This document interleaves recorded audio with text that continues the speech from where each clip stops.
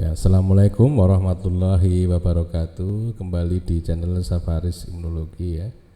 Masih membahas mengenai limfotoksin alfa atau TNF beta. Kalau kemarin kita membahas mengenai limfotoksin alfa ini mulai dari pendahuluan sampai ke regulasi sintesis dari limfotoksin alfa maupun regulasi dari aksi limfotoksin alfa. Maka kali ini kita akan bicara tentang fungsi limfotoksin alfa secara ringkas ya. Apa fungsinya? Yang pertama adalah berperan dalam respon imun. Jadi TNF beta itu berperan dalam respon imun. Gimana ceritanya? Sel T helper 1 dia kan menghasilkan interferon gamma, interleukin 2 dan limfotoksin alfa. Nah, ini akan mengaktifkan makrofag gitu ya. Makrofag yang aktif nanti ada dua panah ya. Yang pertama adalah dia mensekresikan interleukin 12 yang akan semakin mengarahkan polarisasi sel T helper itu ke arah sel T helper 1 sehingga ini akan lebih banyak lagi gitu ya. Yang pertama. Yang kedua, makrofag yang aktif itu akan meningkatkan ekspresi dari molekul MHC kelas 2, meningkatkan pembentukan TAP ya, meningkatkan fagositosis gitu ya, meningkatkan pembentukan Fc gamma reseptor atau Fc reseptor gitu ya, meningkatkan pembentukan radikal bebas ya, meningkatkan efek dari antibody dependent cell cytotoxic dan juga menghasilkan sitokin. Nah, semua ini nanti akan berujung pada meningkatnya respon imun ya. Kenapa? Karena kalau ada radikal bebas otomatis dia akan merusak patogen. Sitokin bisa jadi kalau sitokin proinflamasi maka dia akan menghasilkan sitokin proinflamasi. Kalau dia fagositosis ya justru patogen akan dicaplok ya, dimakan dan dirusak ya. Fc reseptor yang meningkat misalnya kalau ada patogen yang berikatan dengan antibodi, membentuk kompleks antigen antibodi bisa dikenali oleh Fc reseptor ini.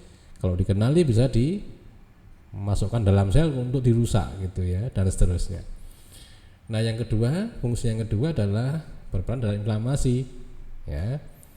Ini sel T helper ya, sel T sel B menghasilkan TNF beta. Nah, TNF betanya nanti mempengaruhi target untuk menghasilkan produk-produk inflamasi ya, karena melalui sinyal intrasel tadi yang pekan lalu kita bicarakan itu bisa memicu peningkatan ekspresi gen yang terkait dengan inflamasi itu ya. Kita lanjutkan apoptosis. Nah, ini juga bahwa sel fungsi dari limfotoksin alfa itu bisa memicu apoptosis ya dengan cara ini. TNF beta reseptor berikatan dengan TNF beta ya menghasilkan K-space ya. Nah, K-space yang meningkat nanti akan memicu terjadinya apoptosis. Nah, coba perhatikan yang di tengah ini ya. TNF beta reseptor ya berikatan melepaskan FKB.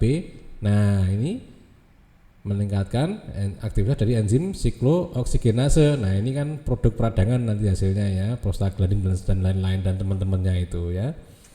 Itu. Nah, ini sekaligus gambar ini menjelaskan dua hal. Yang pertama adalah arah ke arah K-space ini yang nanti akan mengakibatkan apoptosis atau kematian sel. Nah, yang kedua NFKB di sini yang nanti akan memicu inflamasi oleh adanya peningkatan aktivasi dari enzim COX ya, siklooksigenase. Kita lanjutkan. Nah, limfotoksin alfa juga berperan dalam limfangiogenesis ya, karena ketika terjadi ikatan antara TNF beta dengan TNF beta reseptor ya, maka akan memicu sel target untuk menghasilkan ini kemokin ya, molekul adhesi yang lain gitu ya. Kemokin itu menarik, kalau molekul adhesi itu molekul yang memfasilitasi pelekatan antara satu sel dengan sel yang lain ya, sehingga memudahkan rekrutmen makrofag, kemudian memicu pembentukan vascular endothelial growth factor. Nah, ini yang nanti akan memicu terjadinya limfangiogenesis ya. Berikutnya, nah ini untuk fungsi terhadap tumor. Itu ada dua fungsi ya. Peran TNF beta atau limfotoksin alfa yang pro tumor dan anti tumor ya. Kapan pro tumor? Jika ini ya, nah, limfotoksin alfa itu dihasilkan oleh sel tumor. Nah, sel tumornya nanti akan mengaktifkan endotel. Kenapa? Karena limfotoksin alfanya itu akan berkaitan dengan TNF reseptor yang ada di endotel.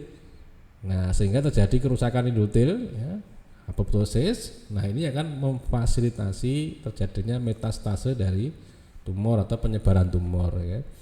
Nah, untuk yang anti tumor ini gini ceritanya. Jadi limfotoksin alfa itu bisa membentuk heterotimer dengan limfotoksin beta ya. Yang ini nanti akan memfasilitasi eradikasi tumor. Ya, nanti untuk limfotoksin beta kita bahas lebih lanjut di pekan depan ya, insyaallah. Nah, fungsi pertumbuhan rambut ya. Jadi kita tahu kemarin ya bahwa TROI itu merupakan reseptor yang ada di tubuh kita yang bisa mengenali limfotoksin alfa gitu ya. Ligannya adalah limfotoksin alfa ya. Nah, TROI itu banyak ditemukan di folikel rambut yang sedang tumbuh gitu ya. Nah, ternyata di saat yang sama ya, limfotoksin alfa itu juga diekspresikan pada dermal papile dari folikel rambut yang sedang tumbuh juga, dan lokasinya berdekatan dengan lokasi dari TROI ini.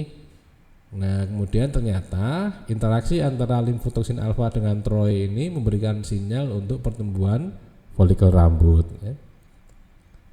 Kemudian, nah ini pembentukan limfotoksin alfa beta ya. Jadi limfotoksin alfa beta itu ada rantai alfa, ada rantai beta gitu ya. Nah, rantai alfanya itu dari ini limfotoksin alfa ini. Jadi kalau tidak terbentuk limfotoksin alfa, ya tidak akan terbentuk limfotoksin alfa beta gitu ya. Jadi nanti limfotoksin alfa fungsinya salah satunya adalah untuk pembentukan limfotoksin alfa beta. Nah, saya kira demikian dulu ya. Terima kasih. Assalamualaikum warahmatullahi wabarakatuh.